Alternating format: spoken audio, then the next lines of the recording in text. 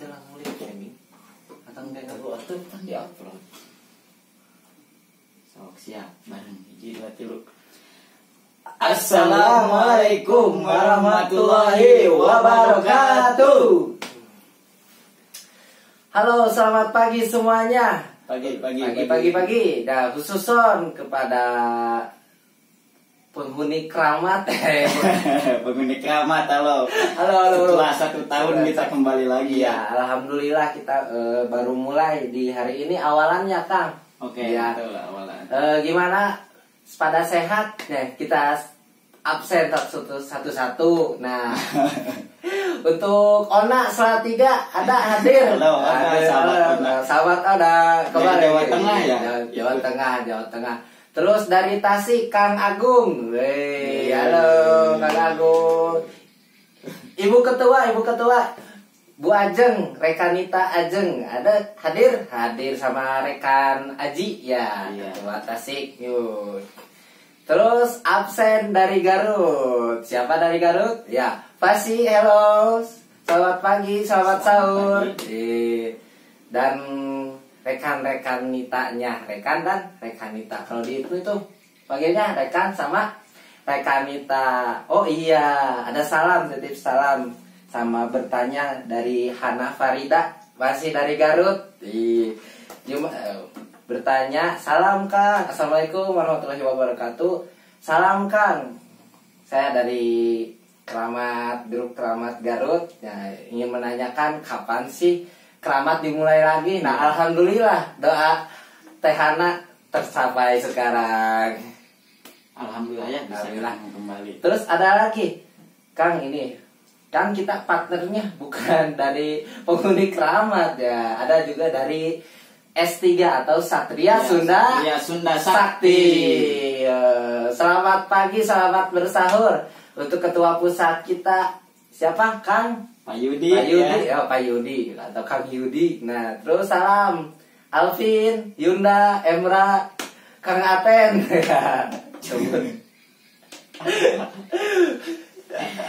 Kang Aten selalu ada di mana-mana ya, Kang Aten. Pengurus S3, terus direktur Puyu Food.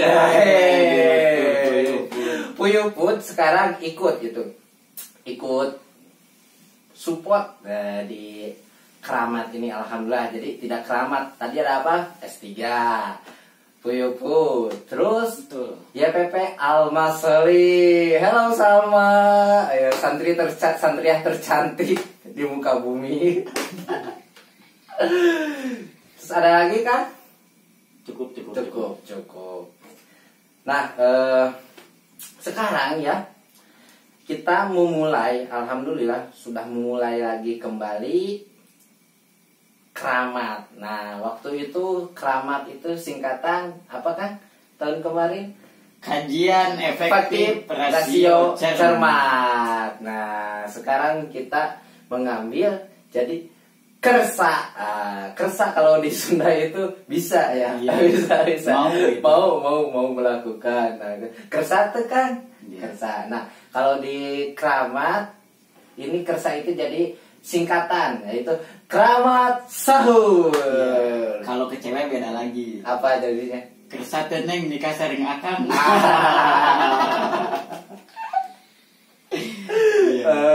Jadi artinya gini ya, di bagian Pulau Jawa Barat gak ngerti. Jadi kersa gak Kang nikah, kersa gak Neng nikah sama Akang ya, gitu. Jadi kersa itu tadi apa? Mau nggak? Nah, jadi mau nggak Neng nikah sama Akang? Nah, itu gombalan efektif. Nah, terus di sini yang akan dibahas itu sahur ya, tentang sahur. Apa? Kita kenalan dulu. Sebelum kenalan. Saya tak kenal maka tak sayang. Tak sayang maka tak cinta. Tak cinta maka tak nikah. Tak nikah maka jomblo. Tak bisa bersama. Oke, kenalan dulu ya. Kenalannya. Mohon maaf tadi terlalu semangat saya. Iya, terlalu semangat, keasikan, sudah lama tidak bersama juga ya. Jadi sampai kenalan pun lupa. Nah, padahal gak usah kenalan juga, kita udah terkenal ya. Iya, betul. Ya, betul. Di alam gaib. Nah, perkenalkan ya, nama saya adalah Abdullah Alawi atau bisa dipanggil Mang Uyuh. Uyuh dikarenakan sebagai pengurus Puyuh. Iya, iya. Ya, bisa dilanjut perkenalannya, cukuplah. Boleh saya? Juga kenalan ya, saya sekaligus founder dari Keramat.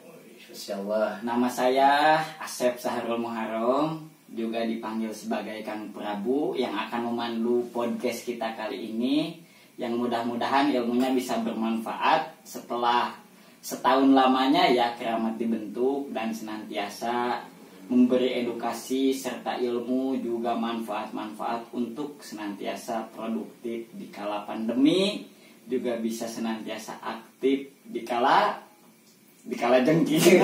Tepuk tangan dulu. Enggak. Senantiasa apa ya? Sedikit saja jadi ilmu gitu. Nah, itu kita berbagi saja. Langsung saja Kang Alawi, Mang Uyuh ya, Iya. sebagai pengurus Puyuh ini. Tepuk tangan. Jadi kita di sini punya produk juga, makanan Puyuh dengan brand Puyuh Food, menyediakan Puyuh juga telurnya yang cepat saji ya, makanannya lewat sambalnya juga mantap pokoknya. Boleh, recommended banget untuk yang pecinta kesehatan, juga yang suka diet ya, yang memang sehat dan mau ya, gitu, harus makan Puyuh gitu. Tapi kalau yang kecil kayak saya nggak usah gitu. Ya gimana Kang Alawi, lanjut? Nah, lanjut kita mulai pembahasan, bukan pembahasan, tapi saya ingin bercerita. Iya, curhat ya. Curhat ya, dikarenakan di sini Keramat Sahur ya, saya ingin curhat tentang sahur, masalah dulu. Nah, dulu hal yang paling menyenangkan zaman dulu itu sahur itu sasahuran. Kalau Sasahuran. ya di Bandung. Berarti sahurnya bohongan. Iya. Bukan maksud bohongan, yang maksud itu nama tradisi Iya, dari iya. Bandung, dari Nagreg. Halo Nagreg. Ya, halo Nagreg. Nagreg Teh Yulia. Bagaimana, masih macet Nagreg? Alhamdulillah sekarang banyak jalan baru, jadi Iya. macetnya sudah lewat, sudah tidak zaman. Nah, dulu itu kalau mau membangunin orang sahur, kita itu disebutnya itikaf. Itikaf ya. Jadi banguninnya di masjid gitu. Enggak, tidurnya yang di masjid. Oh. Nah, sudah sholat tarawih. Iya. Ceritanya nih, saya sudah sholat tarawih. Tipe wah. Iya. Sudah sholat tarawih, langsung baca Al-Quran, tadarus. Nah, beres tadarus, kita nggak pulang ke rumah. Semuanya anak-anak, pemuda ya, khusus Karang Taruna. Nah, tidur di masjid. Nah, kebanyakan sih nggak tidur, pasti bergadang. Cuman bergadangnya main gitu, main. Kadang jalan-jalan, nguliringan lapang, main layak. Jadi itu ya, budaya di Nagreg itu atau di Bandung khususnya dulu sempat ingat juga, bahkan di saya juga seperti itu, kalau sudah tarawih itu semua aktif di masjid gitu Iya, ya. aktif di masjid. Iya. Nah, Budaya juga. budaya. Ceritanya bisa disebut itikaf, bisa ngendong di masjid. Nah, kegunaan tidur di masjid itu untuk membangunin orang sahur. Jadi Iya. mulai startnya itu kan kita minjem beduk masjid. Dipinjem gitu. Dipinjem, dibawa keliling. Nah, dibawa keliling pakai roda. Ada roda bangunan. Ada bangunan yang buat narik bata Iya, atau iya. tanah atau pasir. Nah, kita pakai itu dudulagan kalau disebut. Dudulagan. Dudulagan. Jadi dulagnya bohongan. Apa ya disebutnya kalau bahasa Indonesia itu dulag itu apa? Bedug. Bedug. Iya, Oh, bedug. ya itu. Mukul bedug. kulilingan sahur sahur. Nah, kadang tiap tahun itu diganti nadanya, tidak sahur sahur, biar nggak apa ya, membosankan. Betul, ya. betul, supaya ramai ya. Supaya ramai. Saya masih ingat ini di tahun 2016 yang nadanya gini. Ibu-ibu geraguga, bapak-bapak geraguga, ayeuna tos tabu dua, waktosna urang saraur bilih engke, sahurna kasiangan. Salam nagreg. Mantap, Mantap, mantap. Itu hal yang dirindukan. Iya, nakol bedug ya. Bedug. Biasanya Barang-barang pakai kayu gitu. pakai kayu. Iya. Kalau pakai anak kecil gimana tuh? Masa kepalanya didagor-dagor. Jadi nggak boleh ya? Gak boleh, dosa, dosa. Iya, iya betul. Nah, itu hal yang dirindukannya, bareng sahur. Bangunin orang sahur bareng-bareng. Yang pertama dapat pahala, yang kedua dapat kenangan. Kayak gimana tuh kenangan sahur? Kenangan sahur gak gitu, main bareng-bareng. Jadi kalau ada yang biasanya ya gitu, jayunya remaja masjid yang tidur duluan itu suka dijayuin. Apa tuh contoh kejailan ketika tidur di masjid? Contoh kejailan tidur di masjid. Nah, di saya gitu, di kampung saya ada gitu yang tidurnya ngorok. Kayak siapa? Mangaten. Itu kan berisik. Kalau yang ngorok itu tidurnya pasti mangap gini. Mangap. Kalau nggak dikasih di sini apa namanya, sapu lidi, simpen, atau kuntung rokok yang bekas bapak-bapak ngerokok. Karena dulu kami masih kecil, belum bisa ngerokok. Bisa sih, cuman dilarang sama orang tua. Nah, dikasih kuntung rokok di sini. Kalau nggak dikasih kuntung rokok, tangannya pakai bedak. Nah, di sini digere-gere, kan nanti pasti gini. Bukan. Jadi belepotan deh. Iya. Ya, terus kalau misalkan biasanya gitu ya, kalau nggak yang ngorok, pasti yang tidurnya itu kebluk, susah dibangunin. Dulu kan kalau susah dibangunin, ini saya ada cerita kan, hal yang menarik nih dari ide kreatif anak-anak di kampung saya. Jadi pas yang susah dibangunin, hayu sahur, hayu, enggal cepet. Nah, cepetan, kita sahur udah mulai jam 2. Orang lain pada bangun, ini satu orang kebluk ya, namanya, mohon maaf ya, Pak Andre. Pak Andre ini, Andre gitu ya, seangkatan sama saya. Susah dibangunin. Nah, ketika kesel, ini mau gimana ya, udah jairin aja. Caranya gini, langsung kalau nggak dibangunin secara langsung berdiri. Nah, kan suka pusing, kadang bingung, suka jatuh. Kalau nggak gitu, langsung ambil, di masjid itu ada pasaran. Nah, bawa pasarannya. Pasaran itu keranda ya. Keranda ya, mayat. Keranda mayat. Kalau di Bandung disebutnya pasaran. Nah, pasaran. Keranda mayat simpen di dekat. Nah, di teras masjid ambil mayat. Ambil yang susah bangun atau disebut kebluk. Ambil orang yang kebluk itu yang susah bangun, simpen di keranda mayat, langsung angkat ke atas. La ilaha illallah. Baru dia bangun. Halo gitu. Apaan ini? Loh, kok diangkat? Nah, gitu cara bangunin. Kaget ya. Kaget. Nah, di sini di zaman sekarang itu jarang yang seperti itu. Tidur di masjid bareng-bareng, bangunin orang sahur, keliling kampung dari RT 1 sampai RT 4. Nah, sekarang itu udah zaman. Nah, ini saya yang mau bertanya nih, bagaimana caranya tradisi itu bisa kembali ya? Iya. Susah gitu deh, sekarang pasti anak-anak megang HP gitu kan. Nah, ini yang saya mau dipertanyakan, tapi nanti jawabnya. Saya mau ingin bercerita, atau misalkan Kang Sahrul Kang Sarul di sini atau lupa saya Kang Prabu. Iya. Kang Prabu juga pasti di sini mau bercerita tentang sahur atau Iya. ngabuburit yang serunya gimana. Ngabuburit itu mau maghrib berarti ya. Iya. Iya betul. Ngabuburit hal yang seru. Nah itu kan sahur ini melingkup bulan suci Ramadan. Nah, alhamdulillah bulan suci Ramadan pasti kita yang akan dibahas itu bahas yang serunya ngabuburit. Betul. Mulai saja. Mulai. Kita ngobrol saja ya, ini Ngobrol, ya. cerita gitu.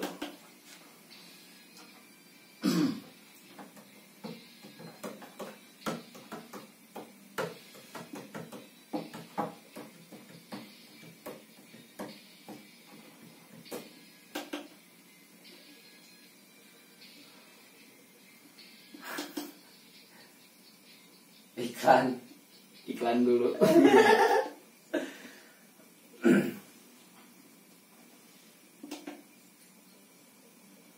Jadi langsung saja ya. Oke. Masih dengan suara yang sama? Masih Masih. belum suara Patrick dan SpongeBob. Belum nanti ya. Kita improvisasi bikini bottom. Aku siap. Kebetulan kita ini penggemar bikini bottom ya. Bisa berbagai suara Patrick, SpongeBob, Squidward, walaupun agak menyebalkan. Ya gini, kita curhat saja perihal sahur. Kembali lagi di Keramat, kajian efektif Ramadan cermat. Jadi ngobrolin sahur itu teringat tentang bebas gitu. Jadi kalau secara harfiah atau definisi sahur itu bebas, kita itu berbuka. Kalau dalam segi makna kan sama saja dengan iftar kalau dalam bahasa Arab itu berbuka. Nah, sahur itu biasanya dilakukan dimulai pertama pagi hari, dimulai jam 12 lebih 1 atau jam 00.01. Itu bisa sampai mulai azan gitu atau terbitnya matahari. Nah, keistimewaannya di Indonesia itu kita ada yang namanya imsak. Imsak itu kalau secara harfiah bahasa Arab kan artinya menahan gitu. Dan imsak itu menurut lugawi juga artinya adalah kita berpuasa begitu. Jadi di Indonesia kita punya keuntungan, bahkan ya hasil ulama-ulama dulu bahwa dihadirkanlah imsak di Indonesia untuk senantiasa menjaga, menahan dari adanya lupa ketika kita mau berpuasa gitu. Jadi 10 menit sebelum azan itu ada yang namanya imsak. Dan waktu itu adalah waktu yang ditentukan lewat istiwa gitu. Maupun waktu yang ditentukan lewat ya waktu yang telah ditentukan lewat waktu yang telah ada gitu. Jadi kalau sahur dulu kan senantiasa kita beryuforia, riang gembira, bahkan sebelum sahur kita sudah ngumpul di jalan gitu. Ketika mondok di masjid kita ngumpul di jalan bareng temen, mau cowok, cewek gitu. Ketika jam 2 itu sudah ke jalan. Saya mengalami persis loh. Karena saya itu generasi Y ya, generasi Z bukan generasi Alpha. Dari tahun 96 sampai 2010 itu generasi Z.